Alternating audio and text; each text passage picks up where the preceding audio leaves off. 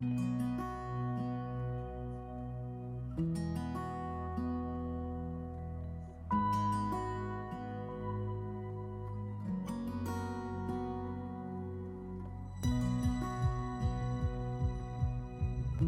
diagnosis of breast cancer can cause a life-changing ripple effect of impact, affecting those we love the most and those upon whom we lean for comfort and strength in the most challenging of times. My name is Aisling Hurley. I'm the CEO of Breast Cancer Ireland, and you're listening to More Than a Lump, a podcast that talks openly and honestly to a selection of guests about their very personal connections to breast cancer, be it through their career choice, their own first-hand experience of the disease, or through sharing the experience of close family members. My conversations will centre on how breast cancer has informed their perspective on life, love, family, health, their goals and indeed aspirations. Although each story is utterly unique, the one common thread that runs through each one is that breast cancer is more than a lump. This episode of More Than a Lump is proudly supported by Care Plus Pharmacy. Care Plus is Ireland's leading community pharmacy brand, offering expert advice and services for a healthier and happier you. You can find your nearest Care Plus on careplus.ie or follow them on social media for daily health and wellness tips. Breast cancer has been an unwelcome presence in the life of Anne Nolan, a member of the singing group the Nolan sisters, who shot to fame in the 80s with the hit I'm in the Mood for Dancing.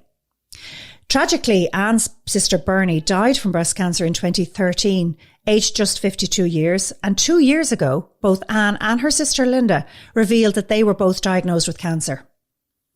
Over the past couple of years, Anne has connected with us here in Breast Cancer Ireland, and indeed last October we were so privileged to have her perform at the start line of our 12th annual Great Pink Run in Leopardstown. I'm so pleased to be joined by Anne from her home in Blackpool this morning, and even more delighted that Anne will be over here in Ireland to join us for our Race Day fundraiser in Leopardstown in early April. Anne, welcome to More Than a Lump podcast, and thank you from all of us here in the charity for all you have done in the past couple of years to help us raise funds for breast cancer research and raise awareness of the signs and symptoms of this disease. Thank you. Anne, we're delighted to have you. And I mean, when I think back to Leopardstown in that awful wind and rain, and you performing so brilliantly and having everybody, regardless of the rain, out dancing in front of the stage, you were tremendous. Well, it was a pleasure to be there. I was absolutely honoured to be asked, to be fair. And it was a great day. I mean, I thought, oh my gosh, it's raining. Nobody's going to come. Nobody's going to join in. So I thought, well, we'll just go on and see what happens. And they were fantastic. The crowd were just brilliant. They were all, like you said, they were all standing in front of me, waving and dancing to my music and stuff. And I thought, wow, this is fantastic. And afterwards, they were coming up to me and saying, oh, I remember you when I was like 16. Yes, exactly. But you just lifted the whole mood before everybody was hovering for shelter. And then all of a sudden you started to sing some of the great songs that we all know, and everybody was just bopping about. Yeah, no, it was really fabulous. I was absolutely amazed, actually. Like I say, I didn't think anybody'd turn up, let alone stand out in the rain and dance. But they did. It was fabulous. It was a really, really uplifting morning for me anyway, even if it wasn't for anybody else. But it was for me. It was fabulous. And Anne, before we take stock of your cancer journey and the cancer that has hit your family, tell us a little bit about your Irish links. Yes, so I was born in Dublin in, was it Holles Street, I think, Holles Street Hospital? Mm-hmm. I think it was Holles Street. And we lived in Finglas for the first 4 years of my life, I think 4 or 5 years of my life. I actually put my arm when I was a kid in Finglas. That's one of my memories of Finglas. And then we moved to Raheny, St. Anne's Estate in Raheny. And I went to school there in St. Anne's Primary School. I don't know if they call them primary schools in Ireland, do they? Is it the same? They do. Yeah. National school or primary school, yeah. Yeah. So I went to St. Anne's Primary School there and made my first communion. And then when I was about 10, I used to suffer with pains in my legs all the time. I was little and they couldn't find anything wrong with me. So I think they assumed I had rheumatic heart fever or something. So they took me into a hospital called St. Gabriel's in Abintee. It was like a convalescent home. I went in there with my sister Maureen. Actually, she was, I think she was 7 and I was probably 9 or 10. I was 10, 7, I was 10. And I ended up staying there for 2 years without coming home at all. Wow. And whilst I was in there, in the June, my family emigrated to Ireland and left me at the hospital. I think they're trying to get rid of me, actually, but they couldn't. I'm kidding. They did actually emigrate to Ireland, and I went over to England then about 6 months after they had been there. And then I was, I went to the hospital. My mum took me to the hospital, and I was examined everywhere, and they just couldn't find anything wrong with me. And I thought, well, why have I spent 2 years in a hospital for, But, it was really weird because once I was there, I had a really good time. The staff were lovely, and I got on with the other kids. And I actually went on a pilgrimage to Lourdes Wow. with the sick. My mum always says that's why they couldn't find anything wrong with me later on, because I was cured at Lourdes. You had been cured. She firmly believed that, yeah, my mum. And actually, it was amazing because she said, after that, she went to Mass every single day from then on till she died. Wow. And so, some good came out of it, I guess. Mm. But yeah, so my memories of Ireland, my early childhood were fantastic. We used to play, like they don't do that anymore here anywhere, do they, kids? They don't play out in the street and play kick the can and skipping and throwing two balls up against the wall. That's right. And hopscotch and all those things. Yeah. I did all of that out in the street till it was dark. I remember I'd run in, have a slice of bread and run out again. That was my tea sometimes because I just didn't want to be indoors. And so my early childhood of Ireland was fantastic. We used to go to Skerries at the weekends with my dad on the train. They had a steam train then as well. Wow. And we used to go to Skerries and House, and I remember when we were all very little, my mum used to pack us some sandwiches, and we'd have a bottle of water, which we thought was great. And we'd go down to Dollymount and stay on the beach all day, So my memories of Ireland and my early childhood are fantastic. Yeah, had a great time. Mm-hmm. And then you moved to Blackpool? Yes, we moved to Blackpool in 1961, I think it was, yeah. Right. My mum and dad were singers. They sang in Ireland. My dad had his own radio show in Ireland, and my mum used to sing at the Capitol. Wow. She used to sing in between the two films, because they used to have an A film and a B film on, and she used to sing in between them at the Capitol and the Royal. She actually won a scholarship from the Dublin College of, I'm not quite sure, but it's either the Dublin College of Music or the Irish College of Music, something. She was 17 to go on to be, because she was a fantastic soprano. So they wanted her to go on and train. And she was the youngest person ever to receive it at that time. Wow. But she didn't want to do that kind of music. She loved musical comedy, musical shows and stuff. And of course, she got pregnant very early as well and went on to have 8 kids. So that kind of put a damper on that. But my mum and dad sang all their lives. That was their profession. That's what they did for a living.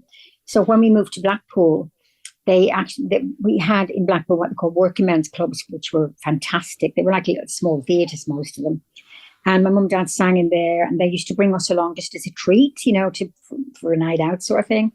And we all ended up joining their sort of act. And at the end, there was 10 of us singing, called the Singing Nolans, 8 kids, and my mum and dad, and we toured all around Great Britain for about 10 years as the Singing Nolans. Wow. Yeah. So nearly like the Von Trapps. Well, kind of, yeah. No, it was fantastic. Great, it was tough because we were doing working men's clubs at night and then going to school the next morning. So it was kind of, it was a bit tough, and there was no motorways then. We used to have to just go over, over the hills. Yeah, it was a bit like Von Trapps. But we all enjoyed it. So, it wasn't something we were being forced to do or we didn't like doing. We all enjoyed it. And then after 10 years, myself and the 3 elder girls decided we didn't want to do it anymore. And just as we decided that was when we got our sort of break. That was when somebody discovered us, if you like. Wow. And we became the Nolan sisters then, rather than the Singing Nolans. Yes, yeah. Wow.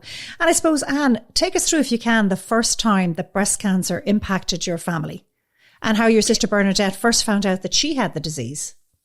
Well, I actually had it first 20 years ago at the turn of the century, actually. We just had the millennium. So it was the year 2000. And in April of that year, I discovered a lump in my right breast. And I was told it was cancer, and I went through chemotherapy and radiotherapy. I had a lumpectomy. And after 6 months, I was fine. I got on with my life. My kids were, my daughter was about 19, I think, and the other one was about 14, 13 or something like that. So it's hard telling them, but yes, so I had it first 20 years ago, actually 20 years ago to the day, to my second one, in fact. Wow. And then Bernie got cancer. Hers wasn't a lumpectomy. Hers wasn't a lump, rather. It was calcified. Okay. So they kind of knew it was, it was a bad cancer.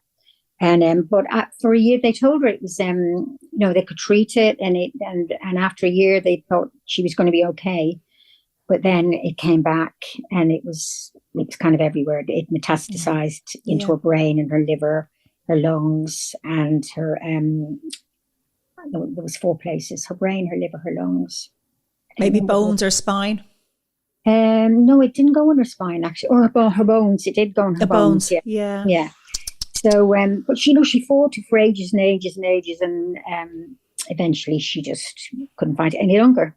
Just took her life, and that was a really, really hard time for us. And Linda, I'm really bad at dates. I can never remember dates. I remember instances, but not dates, and not So I think Linda got cancer after Bernie. And somebody probably correct me about this. She also got it in her breast, and they both had mastectomies, both breasts, and reconstruction as well. And then Linda again was fine for a while. I think hers was 2007 or something, but she was fine, for years and years. And then we did a cruise in 2009. We were televised as the Nolans doing this cruise around the Mediterranean, and lockdown happened at that time. And when we came back, I discovered a lump and went to the doctor straight away, and they discovered it was cancer in the left breast this time. But it was almost to the day for 20 years since the first one, it was really weird. Wow. And then Linda discovered that her cancer had metastasized into her hip. She had a fall, and they thought she'd broken her hip, and they were treating her for that. And then they discovered that she had a tumor. And again, they said it wasn't curable, but it was treatable. And it then went into her I think it's in her liver as well. But she just been for scan just last week, actually, and they said it's fine. There's no more tumors are there, and the ones that she has haven't got any bigger. So that's fantastic news. That's great news. Mm-hmm. Yeah, she still has treatment, but she has to go back every 3 months for scans, which is like, you can imagine every time she goes for the scan, it's a worry. Waiting to have the result. Yeah, so it's a worry. Yeah. And tell me, my cancer, I have to say, is more or less gone. Really. Thank God. Yeah. That's great news. Yeah. And genetically, were the family tested over the years? No, I was the first in our family to have cancer, and we'd never been tested before. And even at the time, like when I said my daughters were younger, I gave them the choice. I said, you can be tested. It's up to you. I'm not forcing you to. It's probably wise to be tested, but then you have to make a decision. If you have the BRCA gene, you may want to have your breasts removed and a hysterectomy, and then live with the fact that you might get cancer in the future, or you cannot get tested and hope that you never get cancer. And that's what they did. They didn't get tested. They just thought, they didn't think that they could live with that. They were so young. They both wanted to have children, and they just thought, we'll kind of take our chances. I think now that they're old and they both had children, they'll be more, they more want to be tested now, I think. Although they haven't been yet, but our family don't have the BRCA gene. We have what they call a rogue gene. Apparently there are 30 rogue genes, and we've got one of them, which in a way is kind of worse because they can't actually detect it. You know what I mean? If you've got the BRCA gene, I think they can tell straight away. They can't. So it's a bit of a more of a worry, I guess. And I suppose we've been lucky though. Really. You have been. Yeah. And please God, Linda, I mean, it's fantastic that Linda's is curtailed and that, she's living healthy enough with the disease, which is great. I mean, research has come a long way. We have a lot of new treatments. We have a lot of new clinical trial drugs that are available for a lot of metastatic disease in the likes of the bones, the liver, the spine, the lymphs. I suppose the most challenging part is the brain. And that's the one we're really, as Breast Cancer Ireland, we're really invested in, which is really key, because we have a new clinical trial that we funded into HER2 positive breast cancer and its recurrence in patients. And what we're looking at is a 4th generation drug that is really cool. We're going to do it initially with chemotherapy for about a month and then de-escalate chemotherapy completely, let the drug do work its work, and then hopefully we estimate having a full response rate for that particular breast cancer, which is fantastic. So that's the ultimate end game. You know, that's where research and investment in research is so key to trying to get, I suppose, it from being an often fatal disease into a long-term treatable illness. Yeah, that's amazing. That's why I'm so into like research as well, because I think that's the only way we're actually going to find a cure, is to keep researching, keep finding new ways of dealing with it, and eventually, you know, maybe getting rid of it altogether. Not getting rid of it, but being able to have it like we do with like things like if you think about hundreds of years ago, things like typhoid, smallpox, they were killers in their day. Absolutely. And now you have an injection, or, you know, and you're fine. So let's hope that's what happens with cancer, you know, in the near future. Yeah. And a lot of people do that through research, won't we? You know? Well, that's it. And I mean, I often say to people, you know, the world rallied around for COVID to get us a vaccine, and we got 3 or 4 vaccines.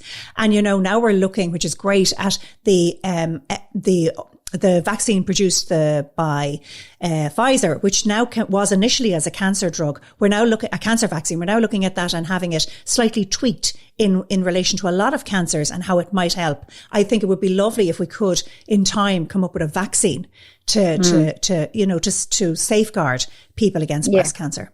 Yeah, you know, it would be fantastic. And I suppose in all of your treatment and all down through the years, when you found out you had breast cancer, how did you, I suppose, psychologically cope with that? Well, it was totally different. Both cancers were both the same, as medically they were both the same. Well, my second breast cancer was a bit more aggressive than the first one. The first one, I think, because my kids were young, and I kind of, and I was with my husband then, I'm not with him now. He was fantastic. He helped me through a lot. My kids were young, so I had to kind of focus on them, not let them, you know, the first thing I said, it's going to be fine. I told them what it was, but I said, I'm going to be fine. Don't, you know, there's nothing to worry about. And we kind of, and the world was a different place then. You know, I was able to go out, go to the theatre, go out with my sisters, for meals, go for walks. The second time around, it was a totally different scenario because it was during COVID. Okay. So I couldn't go out. I couldn't see my kids. I couldn't see my grandkids. I got horrendous anxiety because my oncologist said that if you contact COVID, it will be fatal with you having chemotherapy. So I got really bad anxiety. I ended up in hospital for 11 days, and they couldn't find anything really wrong. It was purely anxiety. And it was because, like, I used to be sitting in my sister Maureen moved in with me, and she was absolutely amazing. She looked after me and fed me, and she used to make me meals and bring them in, and I'd look at them and go, I can't eat that. And she'd go, I'm not that bad a cook, really. So I used to feel sorry for her as well, you know. But yeah, so it was totally different the second time. It was nobody there, right, except for Maureen, really. I got letters and I got gifts sent through the post. I didn't have human contact, you know. It was the same for Linda. She had her cancer as well through COVID, and we were able to comfort each other. We went for chemotherapy together. We had it in the oncology unit together. Yeah, so that did help, all of that.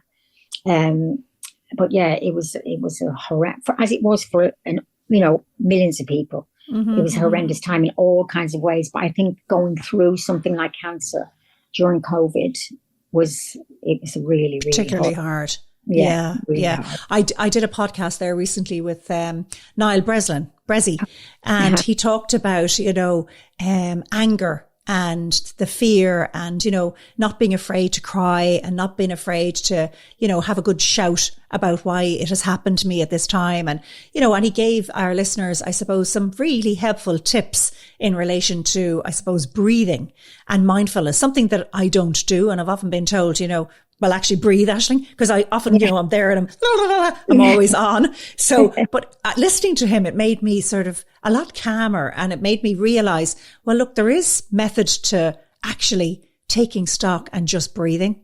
And, you know, seeing, you know, the more you breathe, that overwhelming sensation does dissipate, which is great.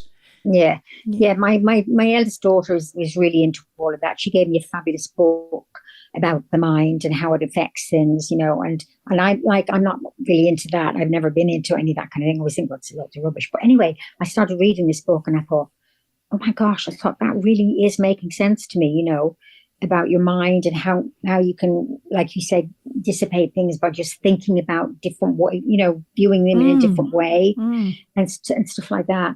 And the thing is with cancer that everybody views it in a different way, and that's fine. Some people don't want to talk about it, which is fine. Although it does help if you do talk, even to just one person. You don't have to go to meetings and stuff. But I think if you talk to either your doctor or your best friend or one of your member of your family or whoever you feel is going to help you, and talking about it does help. But in my case, I talk about it like whenever anybody wants to talk about it, I do. But then I kind of like to get away from it as well. I like to get on with the rest of my life and think cancer is a part of my life, or it was a part of my life. And I don't want it to define me. I don't want it to be my life. Absolutely. And I think that can be for your mind, if you dwell on it all the time and talking about it all the time, I don't think that's really good. Initially to talk, the one woman came up to me during our treatment and she said to me, I'm about to have chemotherapy. She said, does it hurt? And I thought, what a great question. Nobody ever has asked me that before. Does it hurt? And I said, I was so glad to be able to say to her, no, it doesn't hurt at all. You don't really feel anything. You might be. It is amazing though, because people often say, is it going to hurt? And you're dead right. Yeah. They don't understand the process of what chemotherapy. It's like, oh my God, I'm going to be in this chamber. I'm going to be, zapped. I'm going, everything is going to hurt me. Whereas it's, as you can describe in a moment, it is sitting in a chair with a drip in your arm and and people feeding you tea and biscuits and, reading your favorite book or having a sleep if you want to, But it is before you know all that, it is scary when somebody says you're going to have chemotherapy. Same with radiotherapy, and my radiotherapy was fine. I didn't have any after effects at all. I was a bit tired. Again, it wasn't painful, but I do know people who've had it where it was painful. But like I say, before you do it, it is a scary process thinking, I'm going to have this thing. I don't know anything about it, So it's best, again, to ask, like this lady did, does it hurt? What happens? How do you have it? How is it? It was, and sometimes people are frightened of asking their doctor or their oncologist. So they feel easier, don't they, asking a friend or asking somebody who's had cancer and who can actually explain it all to them, So I think that's a good thing to do, to ask people who've actually been there, yeah. And there are a lot of support groups out there, whether they're online or in person, there are lots of support people who can help, and I often find when I talk to different patient ambassadors who say, I didn't want to trouble my oncology team by asking, okay, so am I going to lose my hair? Possibly. Is it going to grow back? Will it grow back the same color? Like all of these, they're just things to the person themselves, which is major, but they feel minor to the likes of a medical team. And it is lovely to have somebody there to kind of, be able to say, listen, this happened to me. But on the other flip side, and I always say this, is every single person's cancer journey is personal to them. Yeah. Exactly. No two people are the same. We can talk about and say, yes, having chemotherapy is this, this and this, but, everybody's reaction and everybody's treatment plan is so different.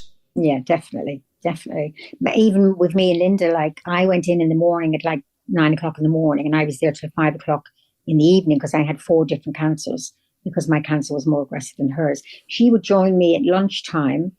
And she'd bring in sandwiches and books and fruit. My sisters would all give them and said, bring these in. And we'd talk then and have a little chat and stuff. I had a reaction to one of my chemotherapies and it was horrendous. It was awful. I had twice. But obviously they took that chemotherapy off me and I was fine after that. But she was with me whilst I had that reaction to the chemo. And she said, oh my God, she said, one minute you were sitting there and the next minute you were like, oh, she said it was awful. It lasted for about 5 seconds because they put the cannula in case something like that happens. And then they just, as soon as it starts to happen, they put some medication in and everything was fine.